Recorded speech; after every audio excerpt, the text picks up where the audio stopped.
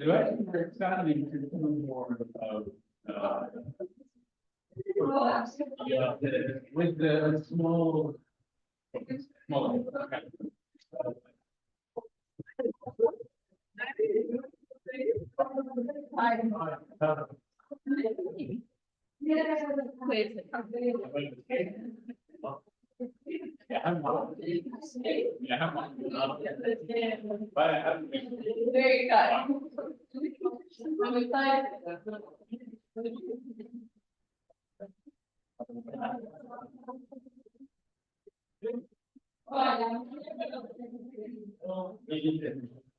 You're not going to say that.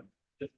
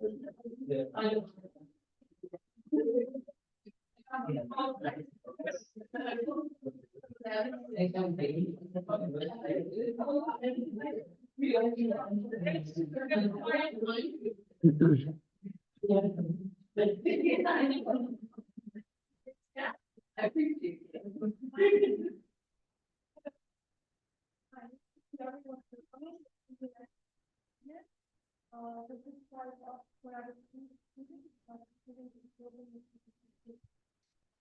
workshop and around the system. We're going to talk about presentation today. Mahmoud is Thursday. Mahmoud is a researcher, writer, and a designer. He's also the founder of Sporadic, which is a website that publishes text related to the edit. He's also of archive, accessible open archive, collecting materials from the Arab world, Arab world. Entries so far, and so we developed about the problem. After the presentation, we can have 5 minutes Q&A, 5 minutes coffee break, then.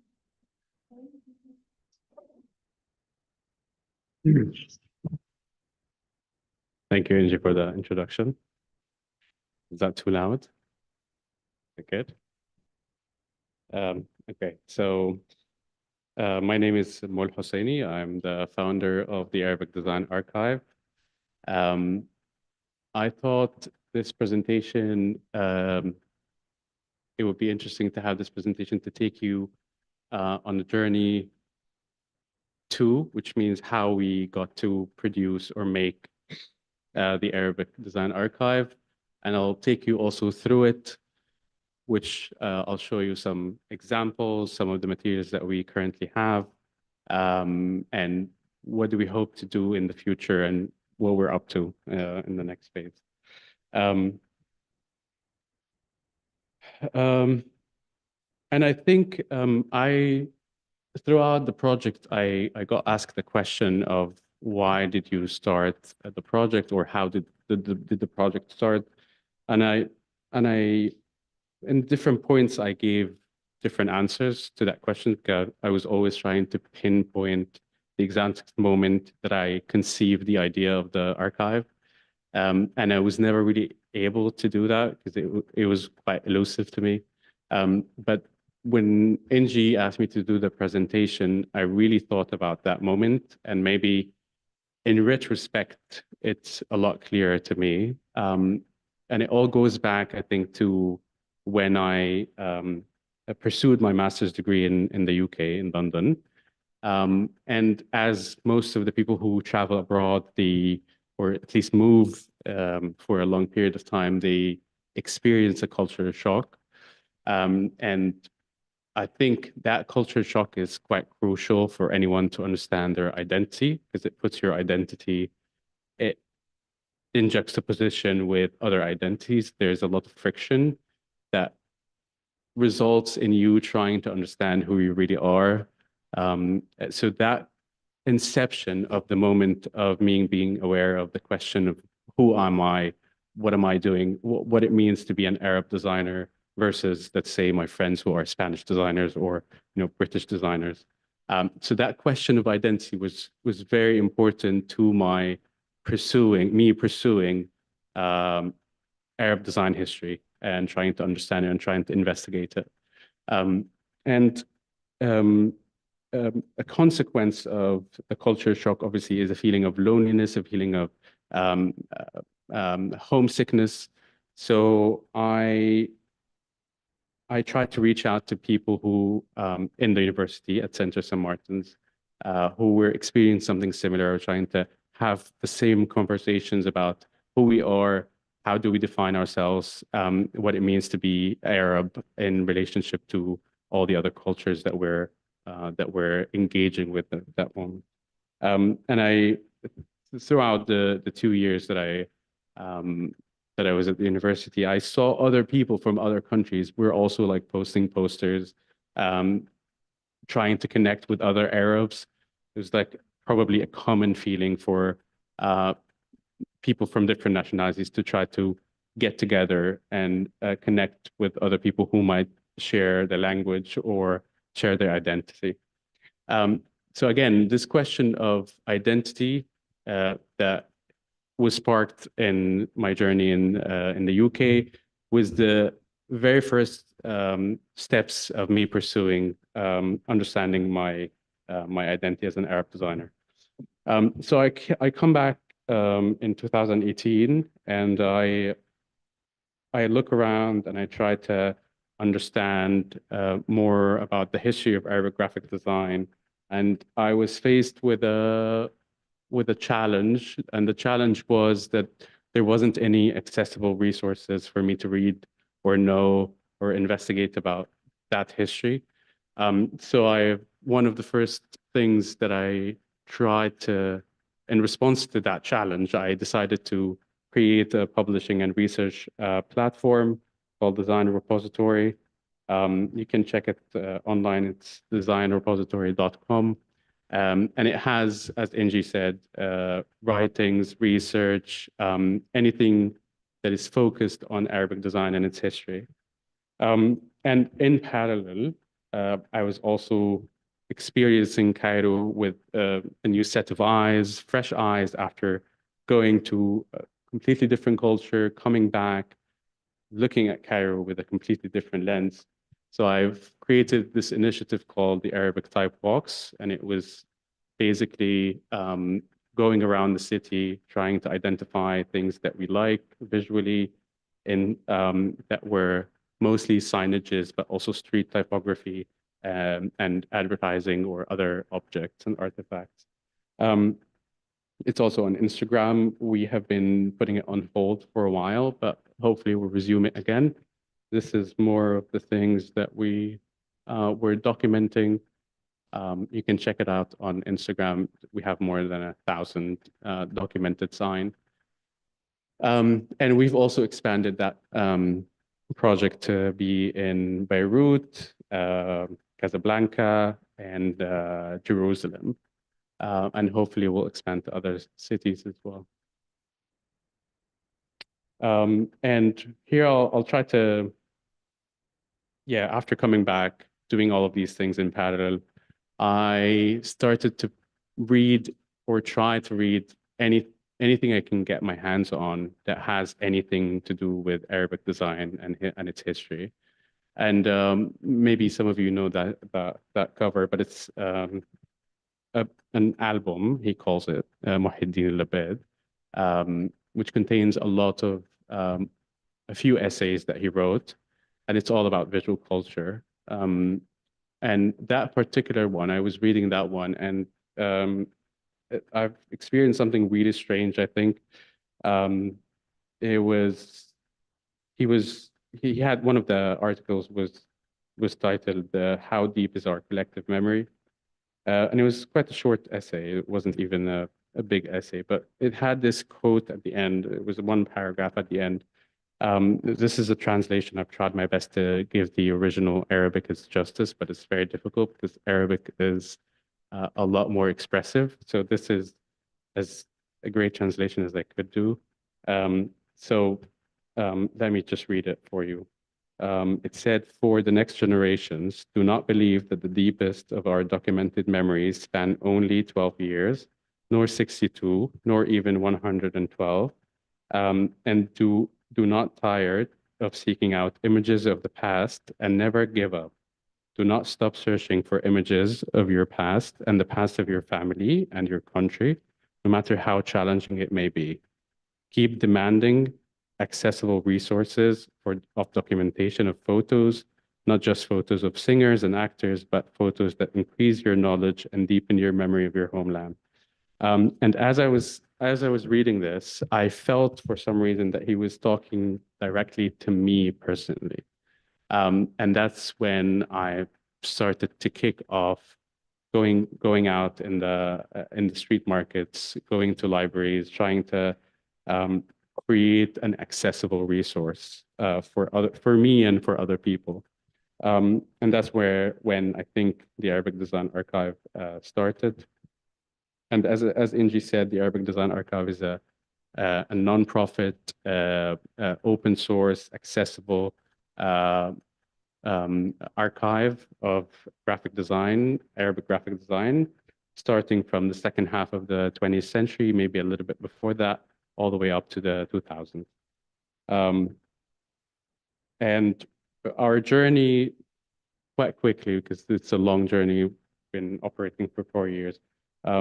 But our journey started in the street market, and I think a lot of ideas start in street markets because they're quite rich and visual. As best archival practices, I kept the first image that I took ever for the archive, which is quite important to me, and I call it patient zero because this is where it started everything. And it's the one on the left. That's as you can see, it's really bad. It was with my phone. I took it as I was like rushing through the market. The quality was quite poor. And if you see here, I was using a mobile scanning app, which is terrible archival practice. But now we have a better and more robust archiving procedure. So yeah, this was quite important. And as we grew further and expanded, we realized that to understand Arabic design, we needed to expand our understanding of what is visual, what constitutes design, and what we define as design.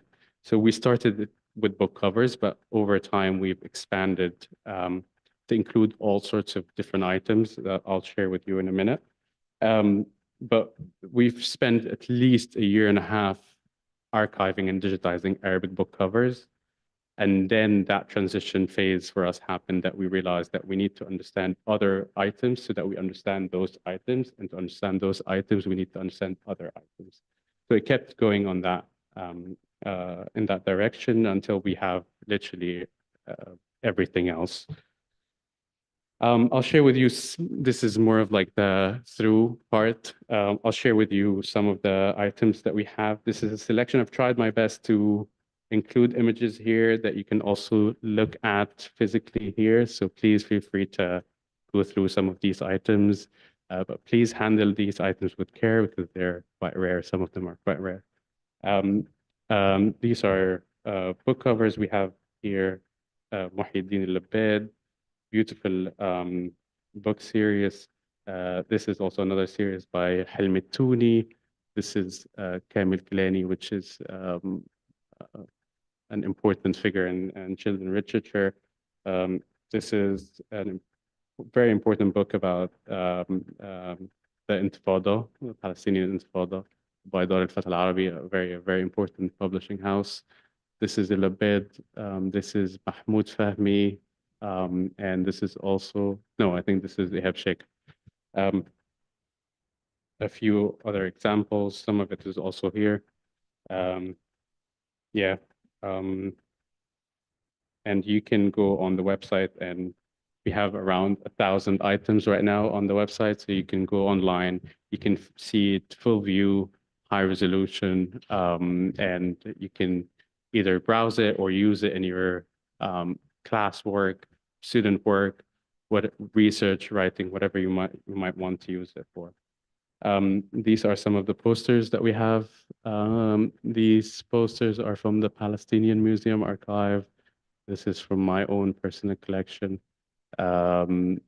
These are from other contributors. This is the Syrian Design Archive, and these some lobby Egyptian cinema cards.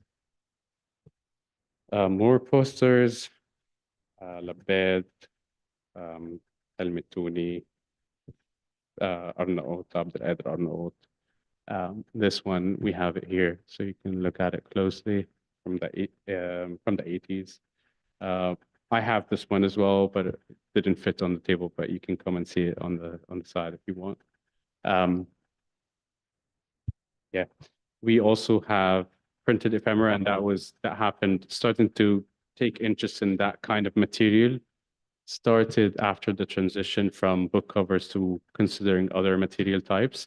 Because these materials are usually not considered archival worthy by the mainstream archives or the institutional archive. This is the catalog that we also have here. Letter sets, probably as far as I know, we have the biggest Arabic letter set collection that exists on the web right now. And it's accessible for anyone to see it, view it, use it for research and, or writing or whatever they might use it for.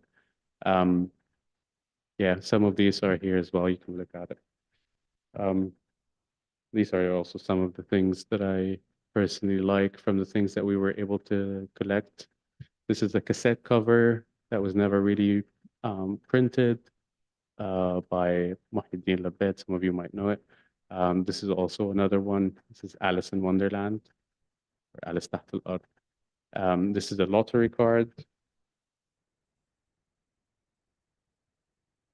But since the categories of item types that we have is a lot. So, for the sake of time, I've tried to cluster as many things as possible in this one.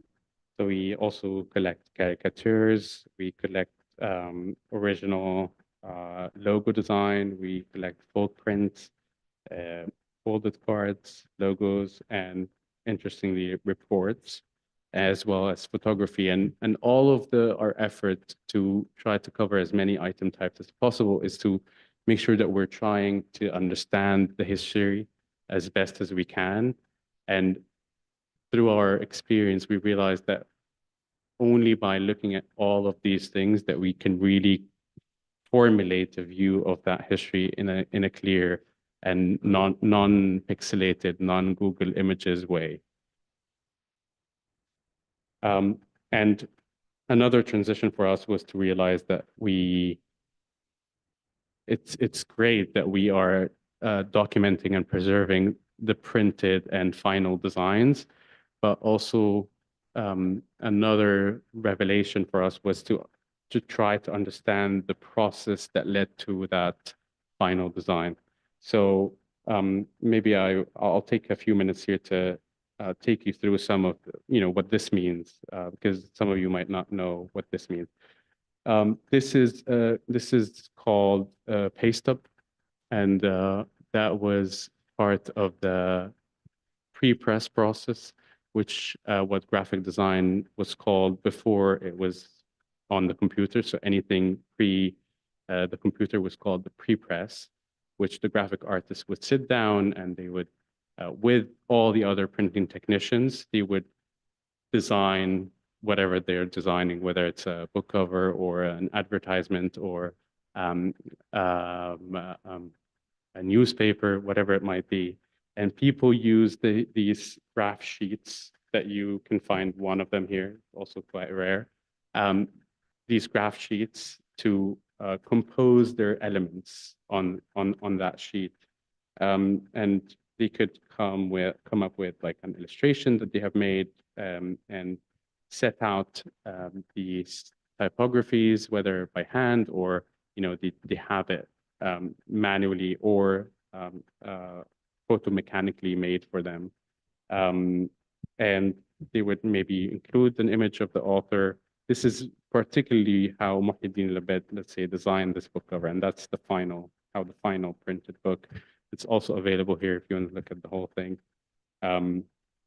So like the process was quite complicated. So and for us that was quite interesting because we did not know, at least for me, I did not know anything about that all the way up to maybe 6 months ago. But it was important for me to understand that part of history because that constitutes the present and our understanding of the present. And let's say, for most of you, or probably most of you are designers, but we understand this or we know this as the halftone effect. And for us to do it now, it's quite easy. You go on Photoshop and effects and halftone or bitmap or whatever you might do. But for people who worked before the computer, like people like Mohyeddin Labed,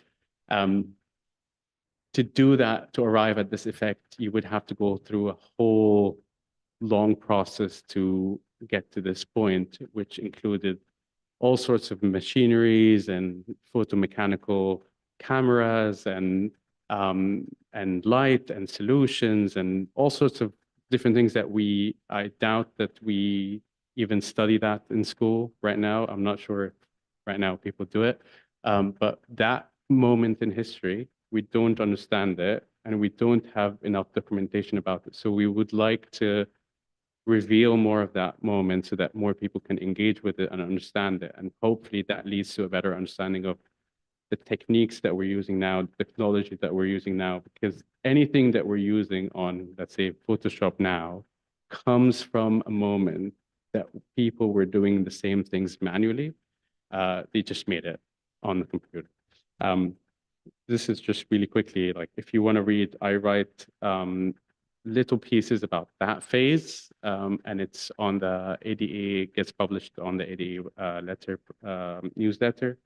I can share with you the subscription link later on after the presentation.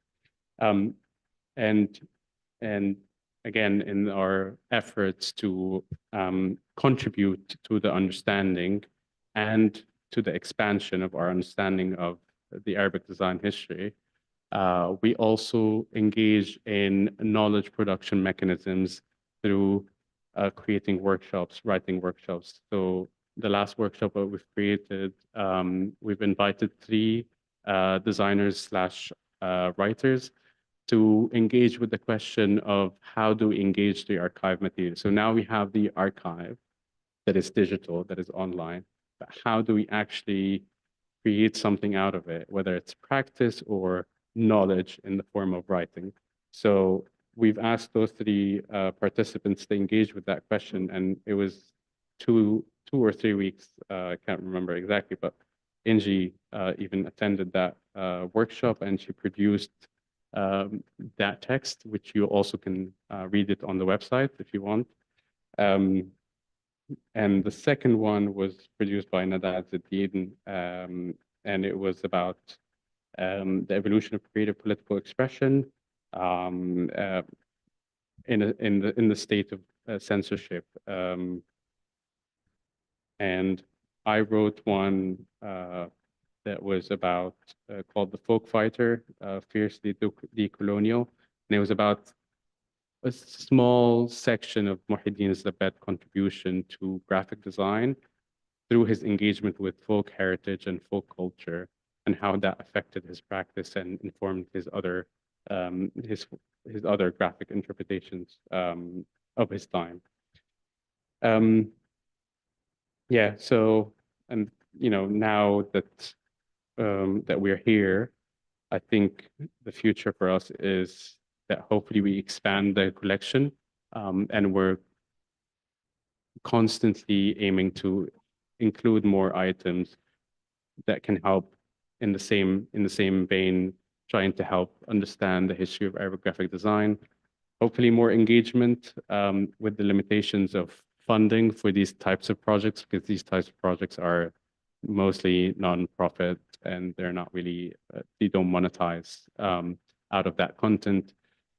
So hopefully when we get more funding, we engage more in doing writing workshops, more knowledge production, and hopefully more exhibitions of the materials so that we can let people know that we have a lot of history, and we can build a better practice today by understanding that history and making sure at least that future generations can have access to that history. And before I end, I would like to thank the whole archive team, and I truly, without them, most of them have worked without getting paid, and it's been 4 years. So there's no way I can thank you enough. We have Fatma here. I'm gonna point out Fatma, one of the archive team members. Maybe we have someone else. No. Yeah. So Karim, Ava, Fatma, Sophia in Casablanca, Umayma, Jerusalem, Rima, Vancouver, and Yemen from Lebanon. And also we've been generously funded by Ifao, Barjil, and Commercial Type, and Pro Helvetia. So thank you very much as well for the funders, and thank you for listening. We can have a Q&A now. Or...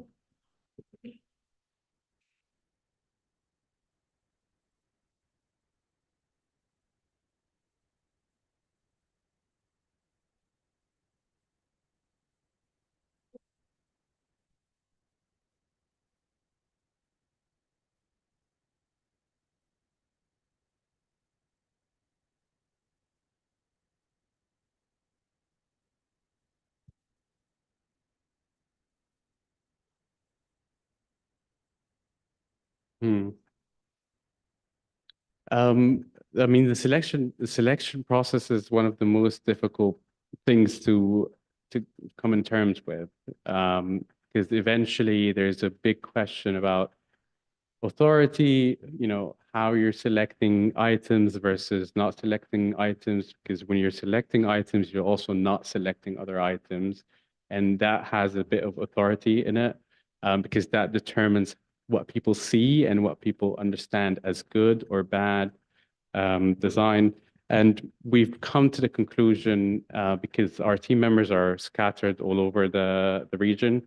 So they're mostly designers, between designers and architects. So they use their best judgment when it comes to selecting items. They use their experience and knowledge about specific designers that say that we're particularly would like to obtain as much of their work as possible, or they use their knowledge in knowing that this item is rare. So if I find this item now, I might not find it tomorrow, so I better digitize it and choose this one now, as long as it's available to me right now.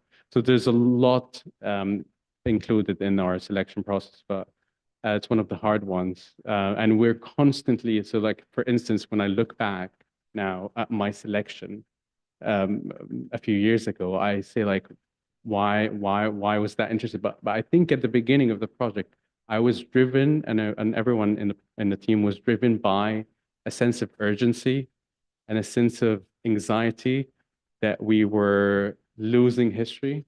That's how it felt to me.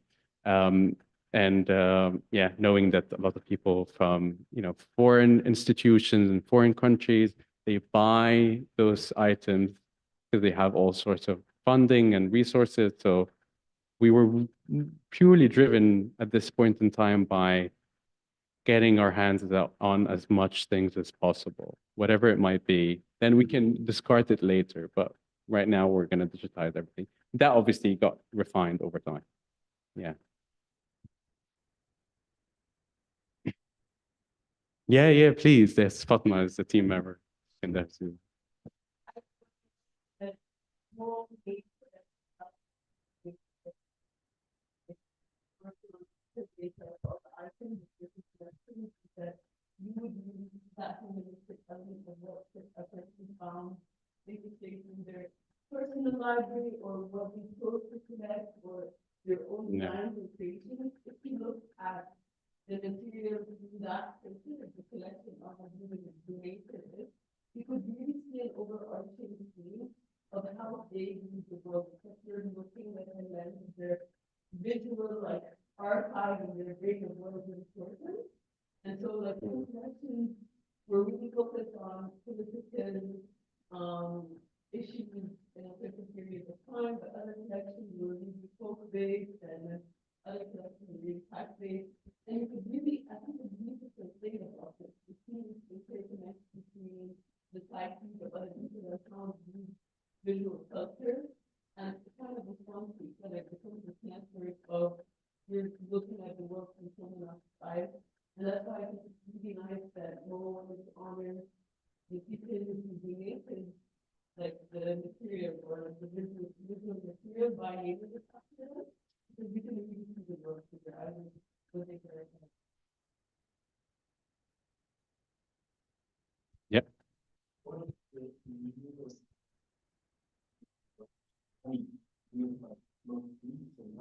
updated it as what is like their work from 2005. Because I feel like it's running always because Yeah. You're always chasing. you're running Hmm. what Yeah. is when you don't run into that problem for you. It's a good question. It's a difficult one. So, I mean, I think what we're talking about is an institutional effort. We're not talking about our kind of effort because we're literally running on very low funding, and we're trying our best to digitize and preserve a moment in time that we now feel is important. And if we're not talking, if we're talking outside of the region, let's say Western or Far Eastern institutions, they do the work of making sure that the present is well documented and preserved. I was telling someone the story of being in London recently, and I visited the Museum of Brands, and it was this like maze of displays that took you through the history of branding from the 1800 all the way up to the 2000, and the amount of material that is preserved and very well taken care of in that section is unbelievable. And unfortunately, we don't, at least here, we don't have an institution that does that. And it's mostly probably that's an ethnographic pursuit. But for us, no one is going to do that for us. So we also have to do that for ourselves. I guess we do efforts to do what should have been done. And then hopefully when we feel that we're comfortable with the amount of work that we've done, then we can pursue with the moment as much as we can. Yeah. Hopefully the future generations don't have to look at us in the same lens that we're looking at this generation. Yeah.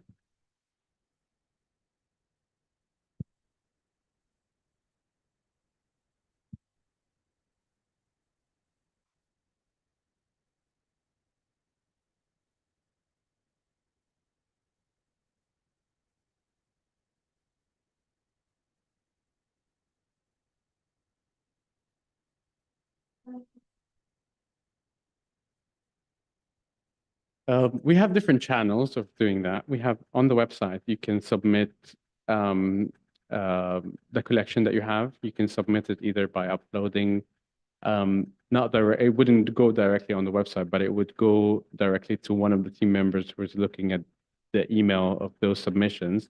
And then there's a whole process of assessing, and then whether the digitization criteria falls in line with our digitization criteria, because we work with very specific criteria of digitization, for things to be seen on the website properly, in good quality. We don't compromise with the quality, and we have a whole procedure. So they can submit things on the website, or they can, some people reach out on Instagram, and that's also, we also have been collecting things from people on Instagram.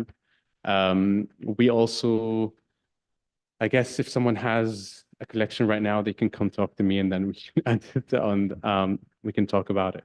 Yeah.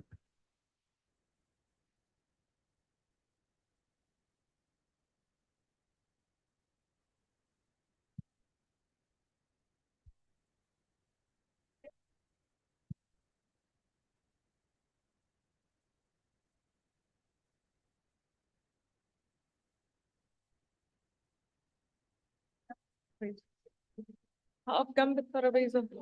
معلش. لا بس فاكرة البتاع ده أكبر من كده.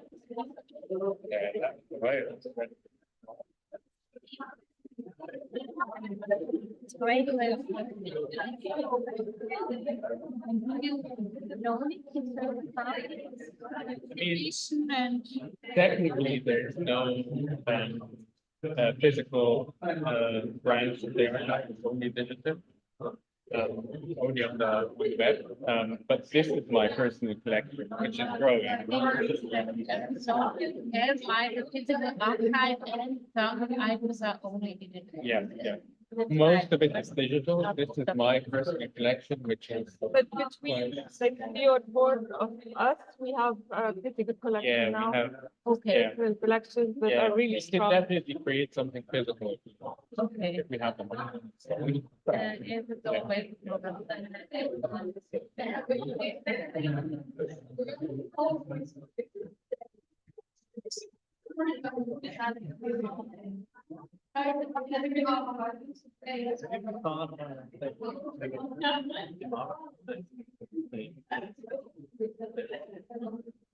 Because I feel like. I mean, Yeah, it's a lot. I scan everything that I think is worth mentioning after 100, and I send them. Yeah. But also, I've been collecting things for a while, and we compare what we collect. Or when we find something interesting in more than one copy, we buy for the next one with them. But I also post some things I find interesting just on Instagram. Whoever asks, I tell them if they want or whatever. I'm happy to always send the higher end count to whoever wants it.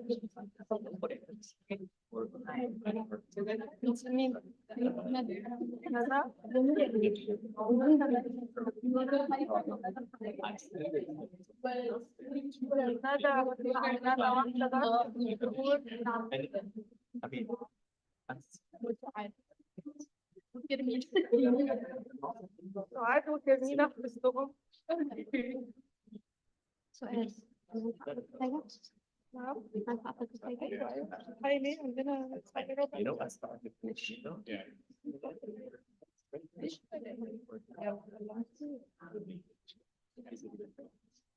هو ده نفس لا يجي من هنا يجي من هنا. ايه؟ ده نفس الجامعة عندنا عمليه ولا ده؟ لا ده أرشيف محمود الشخصي. هي هتطلع امال هي هتحط ايه؟ امال هي هتحط ايه؟ فريدة هتبريزنت الحاجة اللي بعديها. Try to, that's what this will be having. yeah, that's great. It's already then. What I. اهي ستايلك قوي بيعمل غالبا حلمي التوني الإلستريشن.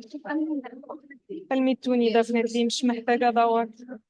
ازاي؟ في ستايل.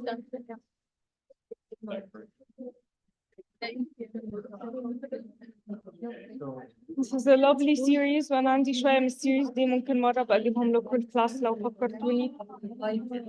هو منين بتشتري الحاجات دي؟ ندسكس ده في الكلاس. هقول لكم إيه ال possibility. فكريني بس وندسكس. But now I think we have to move to the next presentation, so let's collect the material. Yeah.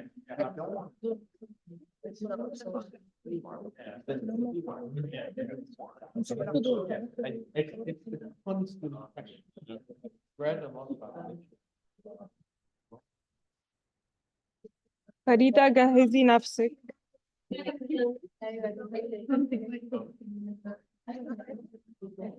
استنوني بس دقيقة ولا محمود. Is it the same one you bought us with the same right? No, it's from the same series. It's a series of children's books. Every book is illustrated by every book is illustrated by someone different.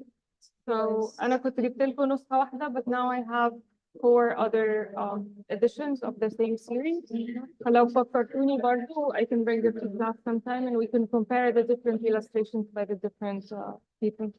You should remind me. Oh. محمود. ده محي الدين لباد. This is from 1982. This is an original print. Beautiful.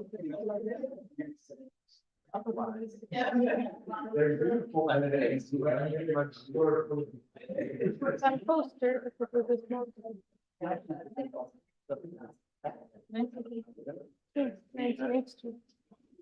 My birth year.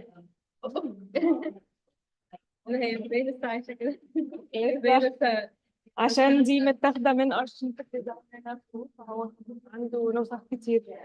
أنا عندي واحدة في البيت. Thank you.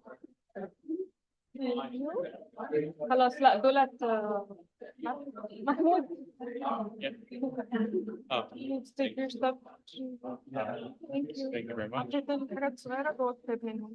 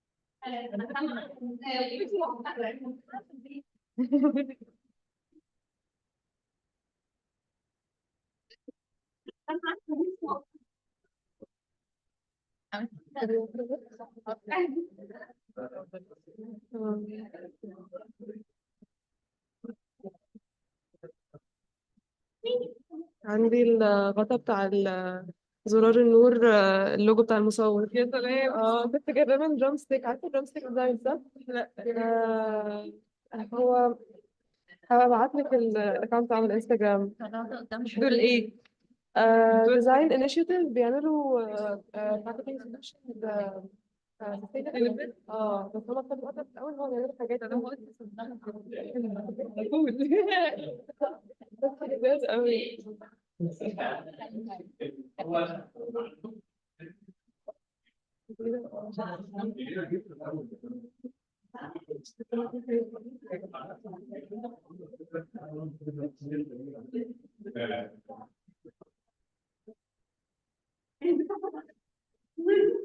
اعملي ربطتين يا فريدة فوق بعض.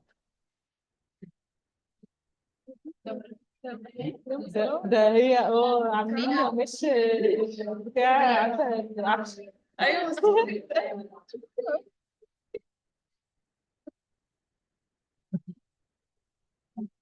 لا سوري يا جلسة.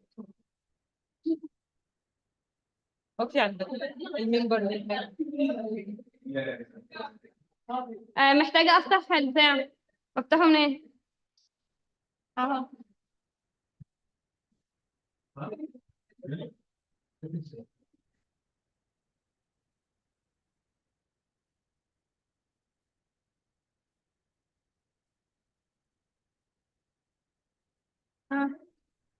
فين فول ديسبلاي؟ إنجي.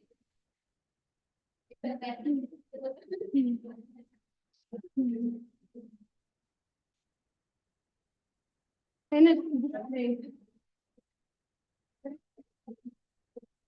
مش معمول يعني هو بس it's grayed out.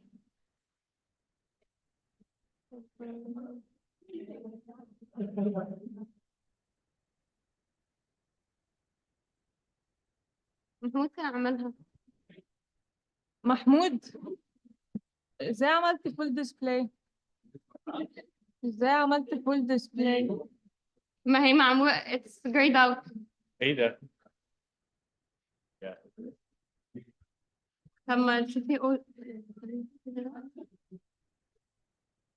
على حاجة تانية غير الشكل. Searching.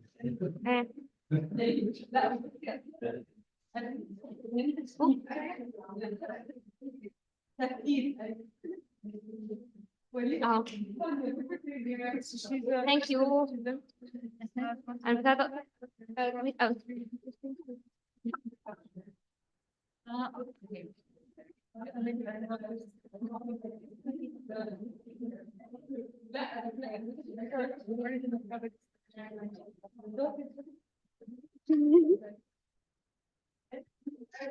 So our next presentation is Farida. Farida is graduating very soon from the Open University in Cairo. The project she's presenting is her doctoral project. It's a doctorate in investigative. She's been involved in a way that's of the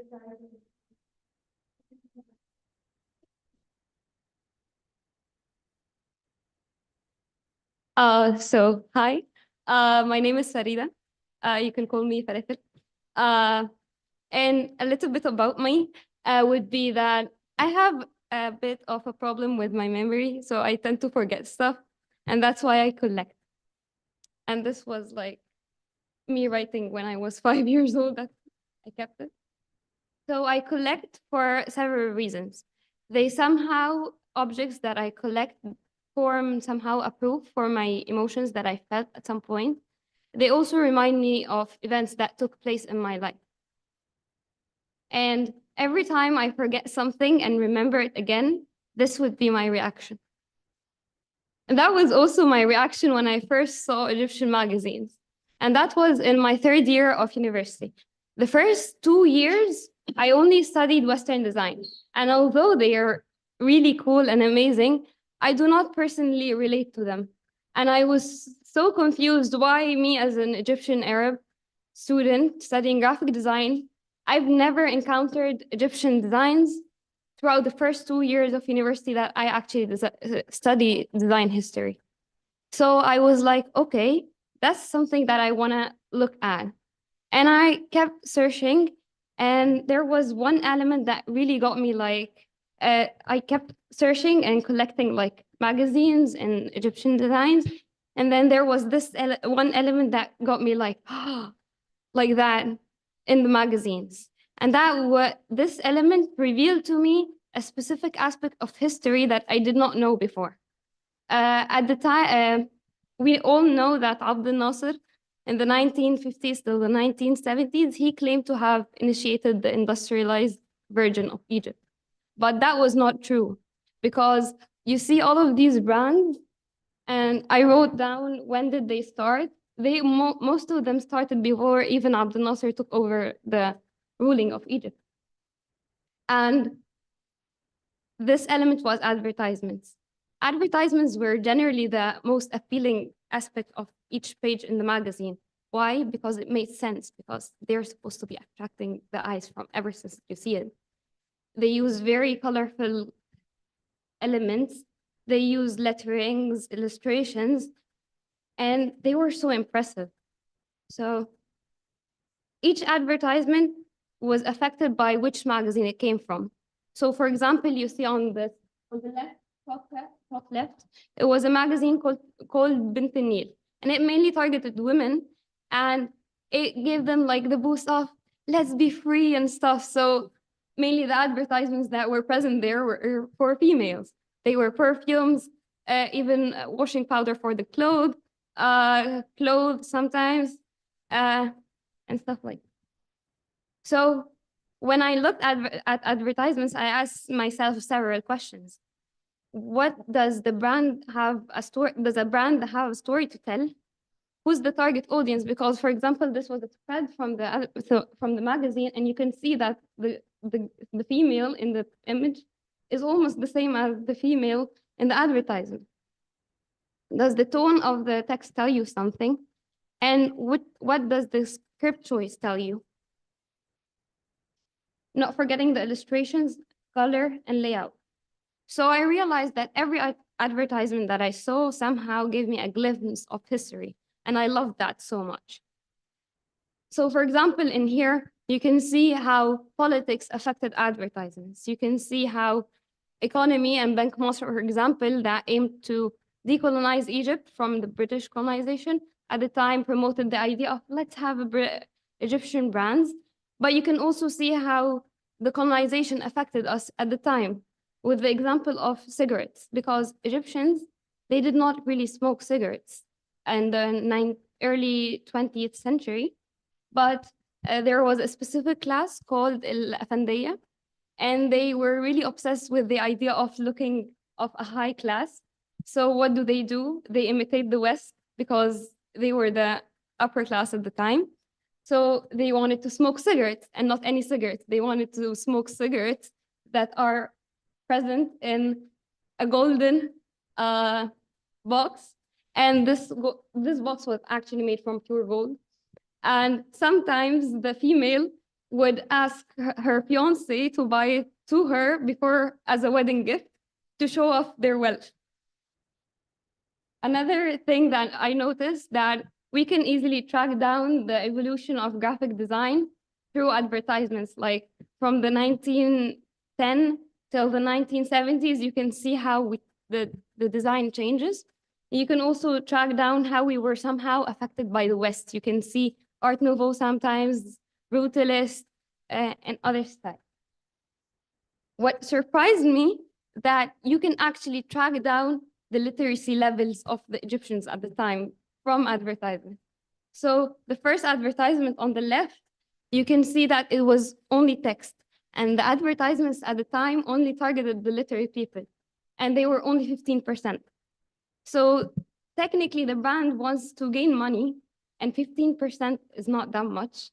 So they decided to visualize the advertisement so much that you can easily detect what is the brand trying to tell you without even trying to read. And that's how they sold more magazines at the time. By the 1960s, the literacy level started to like boost up. So they started mixing illustration and text. There is also a cultural aspect in the advertisement, where, for example, Corona was not that much of an affordable brand. It was a chocolate brand, but it mainly was a luxurious one. So not everyone afforded it. But they played in a series of advertisements that they wanted to use the culture of sharing with Egyptians. So if you don't have the money to buy a bar of chocolate for yourself, you can actually split the money, give it to someone, and like split the chocolate and eat it together. And while actually researching, I found out that a lot of friendships at the time formed because of this idea, where there was a female that told me that she was once in her class and she found a bar of chocolate in her bag and it wasn't hers.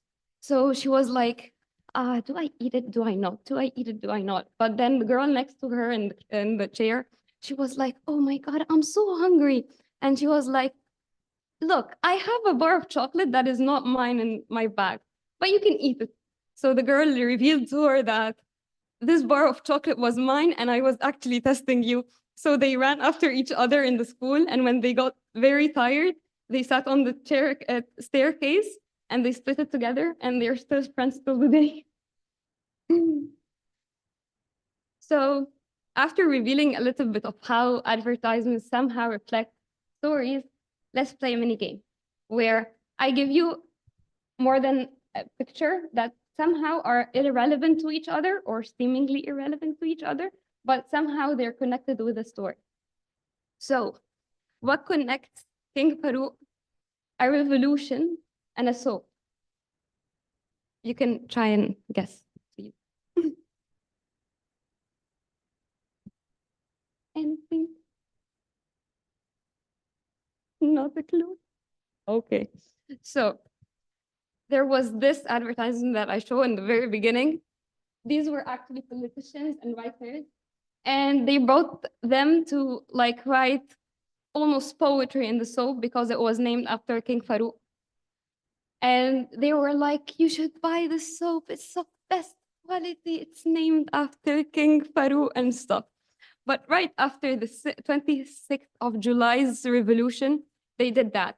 So here it's written Nabulsi, Farouk, Shaheen, and they crossed out Farouk's name, and they wrote in the advertisement, right at the 6 p.m. of the 26th of July, we crossed Farouk's name from the history of Egypt forever.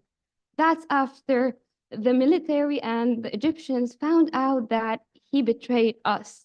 And that's how we somehow, then it says that they crossed his name from the brand and they replaced it with Shaheen, the original owner of this brand. Okay, next, another guessing. Please try to guess, please.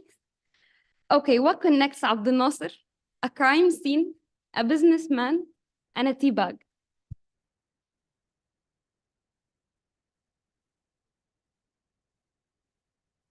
No, no. Okay, you see this guy on the left, his name was Alwi Gazar, okay? He owned this tea brand that is called Shay Sharib. His company got nationalized in the 1960s, of course, with the Abdel Nasser phase of nationalizing every Egyptian brand. And this brand kept on, like the quality of the tea kept on falling and people stopped buying it and it disappeared automatically in the 1970s something. Later on, it reappeared with this label on it. And it reads on the 5th point, do not ever think of using the tea bag twice. But at the same time, there were several crime scenes where people got decapitated. And the Egyptians have like a crazy imagination. They decided that, well, Ulwi Gazdar, his stuff got nationalized, so he probably got broke. And then he went to the factory and tried to steal some tea bags so he can save money. And then he, fell in the machinery and then he died and his blood got mixed with the tea bag. And now people are drinking tea bag with blood, and that he became a ghost and he's starting to kill people who are trying to save money. But actually, if you read about Alwi Gazar, he actually was a great businessman and he actually made another brand that actually sold sweets and he died in a very normal death. Okay, another one. Please try to like maybe guess anything. So what connects stamps, Fez, and students? And that's in the 1990. Tarbush.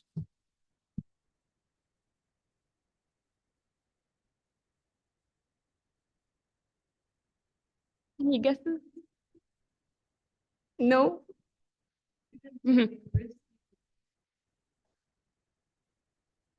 Okay, you're close. Actually, you're very close. So, students in the Cairo University, they were very moved by the action of Talat Harb and the idea of having Egyptian brands. And they decided to go to Talat Harb and tell him that we're going to be selling stamps and we're going to open our own brand. Of course, some people said they are crazy, they are trying to fool us, they're going to take the money and fled. Okay, anyway. But actually they succeeded. In the first 3 years, they sold stamps with 1 piaster. The stamp was for 1 piaster. And they made, in the 3rd year, 17,000 Egyptian pounds. And they went to Bank Masr and told him that, told Talat Harb that we collected 17,000, what are we gonna do? So they decided to make a Fez factory. This Fez factory did actually make sense because, well, Fez was a part of the uniform, so you couldn't go to courts or schools without putting one on. But it was actually imported, so it was a good idea. They actually wrote poetry in this brand. And these were the advertisements of the Fez after they built that brand. Okay, one last one. What connects a chocolate brand and a deer? You know, don't talk. Don't talk. ماشي. Say it.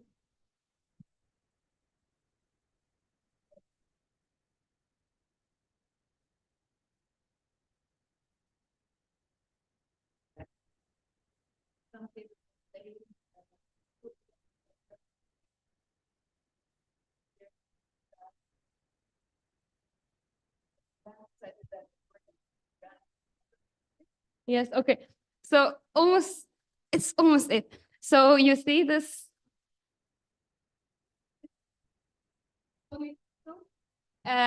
He was born in Egypt and he built this factory for chocolate and it was called Corona. And he believed that the mood of the chocolate maker affects the chocolate itself. So he built a football field next to the factory so his workers can have like fun time in between working. So there was this wild deer that came and played with them almost every day. But on an unfortunate day, one of the workers hit the ball too hard and the deer got hit and the deer died. Yeah. So they built the statue and they actually still have it in a museum for Corona, but it's not yet open for public. Yes. And that's how a deer became the logo for this brand of chocolate. Okay, so after knowing all of these stories and like reading about them, I was like, these stories wouldn't have existed if we did not archive, if people didn't talk about it, if we didn't document it. So I realized that we archive for a reason. We archive to remind people of stories that we lived. We remind people of what happened before and not to repeat it. Maybe what happened was good and let's repeat it. And that's also why we archive. It's to have a proof that the land is ours and that the home has been stolen. That was me, and that's it.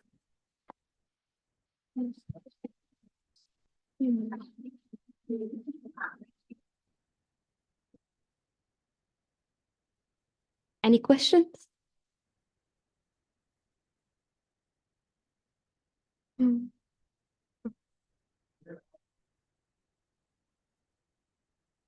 A bit dormant because like I took like this project started in September of 2022 and ended in July, the last July. And it was like a long 9 months. So I was like, let's take a breath. So I do not hate the project because it took a lot of energy. And yeah, I have the publication here. I can maybe pass it around.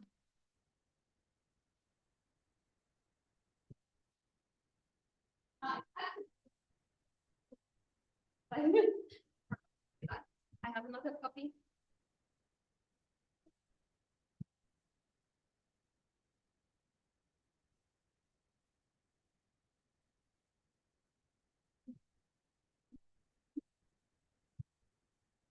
And yeah, I collected a little bit of like product packaging. Yes.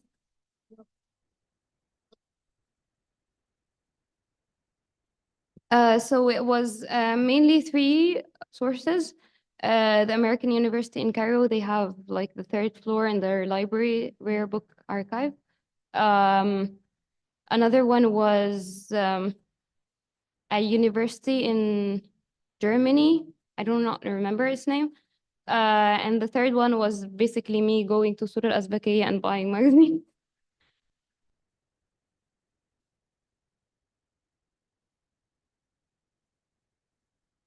Actually, no. They were like, you can take this and it's for 100 pounds and it's too much. But I'm like, oh, yeah, it's too much, of course. Just give it to me.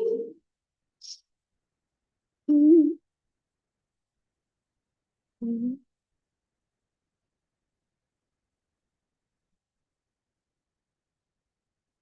Any other questions? So I have a Corona package from I don't know what year, honestly, but it has here a deer embossed, and it's pretty old, honestly. You can come and take a look.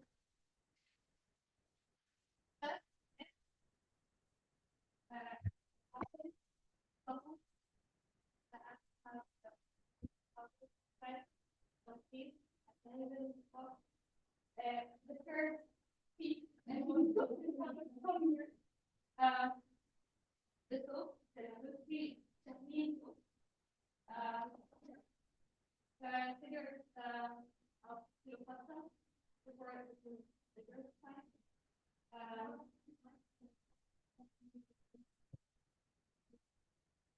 What? So it was either me going and searching and then and it was there's this website called Restaurant. You can either find products there, or you can next them and comment, hey, I'm really looking for these and I want to look for I want to buy them. If you could never find it, and they are huh? That's all.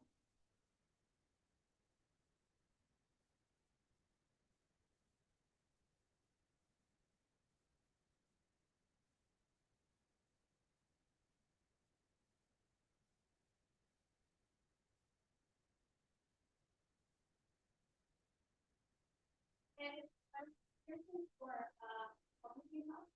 I technically found one, but this one was just one.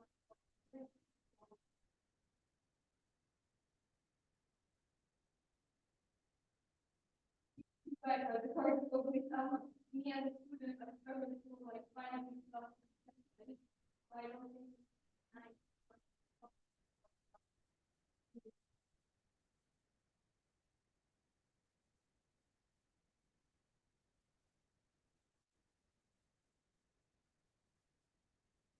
So complete the first one of our 3-day lecture series. Tomorrow, Dr. Fuller will be presenting. We are hopefully designing a new work with the lecture system. The lecture is 80 minutes, 69 minutes. And on the third day, we have the lecture, which is the insight of the archiving system. Something like focus on lecturing our different about the long together.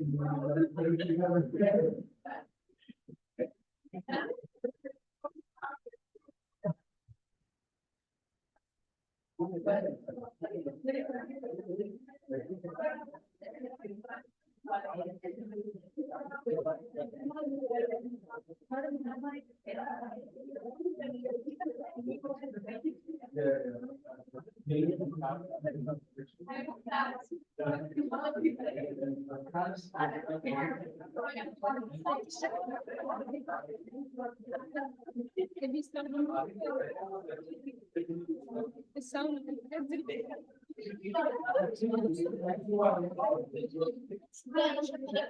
ايوه سميت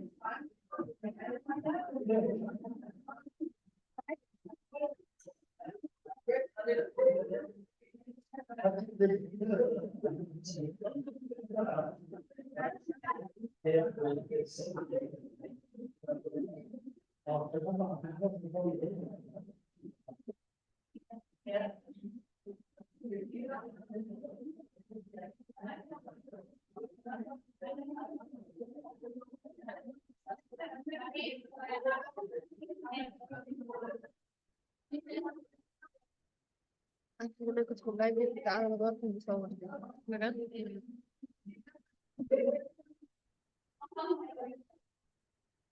في حاجة؟ اه بدك تشوف حاجة؟ حاجة